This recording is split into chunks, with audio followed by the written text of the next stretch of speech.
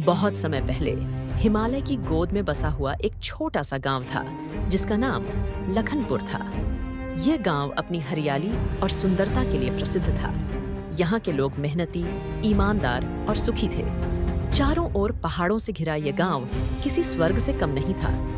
गांव के पास ही एक घना जंगल था जिसमें कई जादुई और रहस्यमय चीजें छुपी हुई थीं। लखनपुर के लोग खेतीबाड़ी और पशुपालन से अपनी जीविका चलाते थे। उनकी जिंदगी सरल थी, लेकिन उनमें एक अजीब सी खुशी थी। गांव में केशव और उसकी पत्नी चंपा रहते थे। उनके 2 प्यारे बच्चे थे, एक बेटा राजू और एक बेटी अन्नू। केशव एक मेहनती किसान था और चंपा एक कुशल गृहिणी थी। राजू और अन्नू स्कूल जाते थे और अपने माता पिता की हर संभव सहायता करते थे। एक दिन गांव में एक सुंदर परी का आगमन हुआ। परी का नाम रानी प्री था। वह अत्यंत सुंदर और जादुई शक्तियों से परिपूर्ण थी। परी का चेहरा चमकता हुआ और उसके पंख चमकीले थे।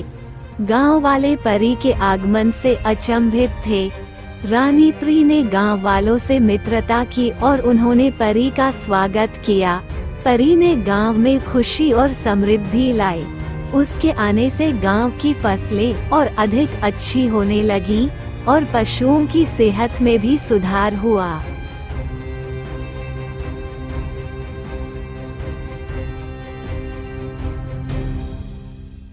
गांव का सरपंच लक्ष्मण अत्यंत लालची और स्वार्थी व्यक्ति था। उसने परी की जादुई शक्तियों के बारे में सुनकर उसे अपने निजी स्वार्थ के लिए उपयोग करने का निश्चय किया।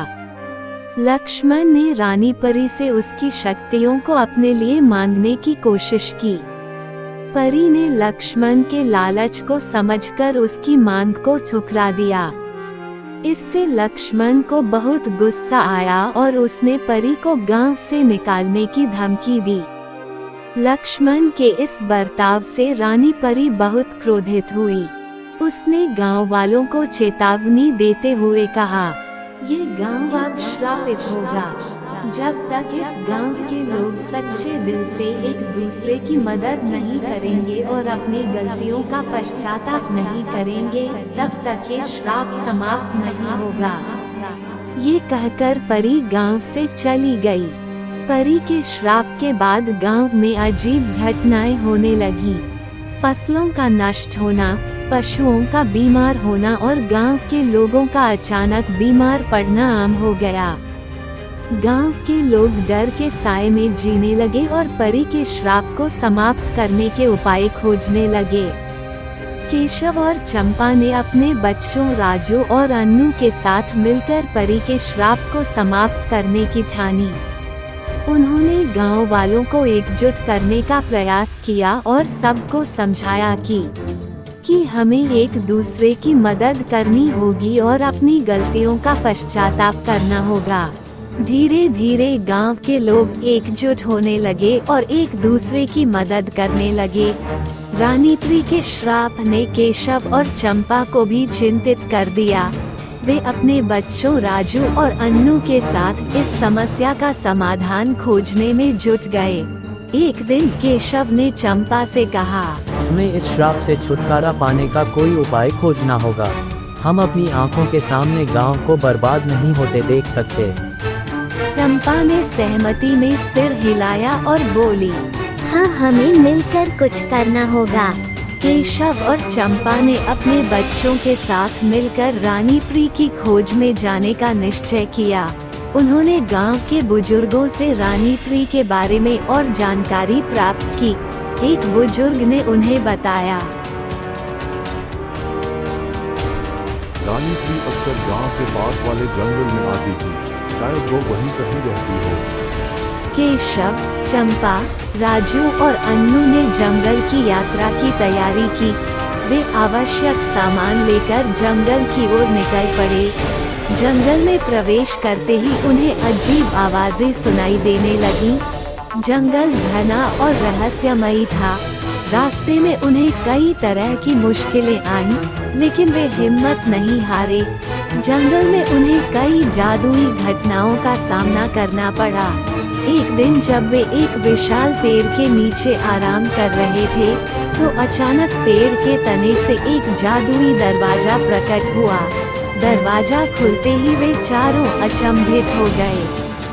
राजू ने उत्सुकतावश दरवाजे के भीतर झांका और बोला, यहाँ कुछ तो है, चलो देखते हैं।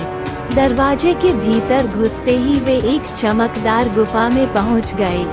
गुफा के अंदर एक सुंदर झरना बह रहा था और चारों ओर चमकते हुए पत्थर थे।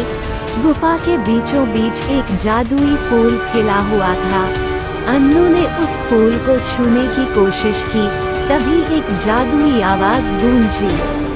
सावधान, ये फूल जादुई है, इसे छूने से पहले तुम्हें परी का दिल जीतना होगा। गुफा के आगे बढ़े तो देखा कि रानी परी एक विशाल पत्थर पर बैठी थी। उसका चेहरा उदास था। केशव ने हिम्मत जुटाकर कहा, रानी परी, कृपया हमारा श्राप समाप्त करें। हमारे गांव वाले अपनी गलतियों का पश्चाताप कर चुके हैं। रानी परी ने उनकी ओर देखा और बोली, तुम्हारे गांव वालों ने अपनी गलतियों से सबक सीखा है, लेकिन श्राप तभी समाप्त होगा जब तुम सच्चे दिल से एक दूसरे की मदद करोगे और हमेशा एकजुट रहोगे। तुम्हें एक परीक्षा से गुजरना होगा। अगर तुम इसमें सफल होते हो तो मैं अपना श्राप वापस ले लूंगी। केशव, चंपा, राजू और अन्नू ने इस चुनौती को स्वीकार किया। परी ने उन्हें जंगल में 3 जादुई चुनौतियों का सामना करने के लिए कहा। पहली चुनौती में उन्हें एक जादुई दर्पण के सामने खड़ा किया गया। दर्पण ने उनके भीतर की सच्चाई को उजागर कर दिया। केशव और चंपा ने अपने भीतर के डर और गलतियों को स्वीकार किया। राजू और अन्नू ने भी अपनी गलतियों को स्वीकार किया और एक दूसरे से माफी मांगी। दर्पण ने उनके सच्चे दिल को स्वीकार किया और पहली चुनौती पूरी हुई। दूसरी चुनौती में उन्हें एक जादुई पुल पार करना था। पुल टूटने वाला था और उन्हें एक दूसरे की मदद से ही पार करना था। राजू ने अन्नू को अपने कंधों पर बैठाया और केशव और चंपा ने मिलकर पुल को पार करने में मदद की। उनकी एकता और सहयोग ने दूसरी चुनौती को भी सफलतापूर्वक पूरा कर लिया। तीसरी चुनौती में उन्हें एक भयानक राक्षस का सामना करना था। राक्षस जादुई शक्तियों का ज्ञाता था और बहुत ही डरावना था, लेकिन केशव, चंपा, राजू और अन्नू ने मिलकर साहस के साथ उसका सामना किया। उन्होंने राक्षस को हराने के लिए एक दूसरे की मदद ली और अंततः उसे परास्त कर दिया। चुनौती पूरी करने के बाद रानी परी ने उनकी मेहनत, साहस और एकता की सराहना की। उसने कहा, तुम लोगों ने ये साबित कर दिया कि सच्चे दिल, एकता और साहस से किसी भी मुश्किल का सामना किया जा सकता है। मैं अब अपना श्राप वापस लेती हूँ। ये कहते हुए रानी परी ने अपनी जादुई छड़ी उठाई और गांव से श्राप को हटा दिया। रानी परी के श्राप को वापस लेने के बाद लखनपुर में फिर से खुशहाली लौट आई। फसलें हरी भरी होने लगी, पशुओं की सेहत में सुधार हुआ और गांव के लोग फिर से स्वस्थ हो गए। केशव, चंपा, राजू और अन्नू के प्रयासों से गांव वालों ने एक महत्वपूर्ण सीख ली कि एकता और सच्चाई से किसी भी मुश्किल का सामना किया जा सकता है।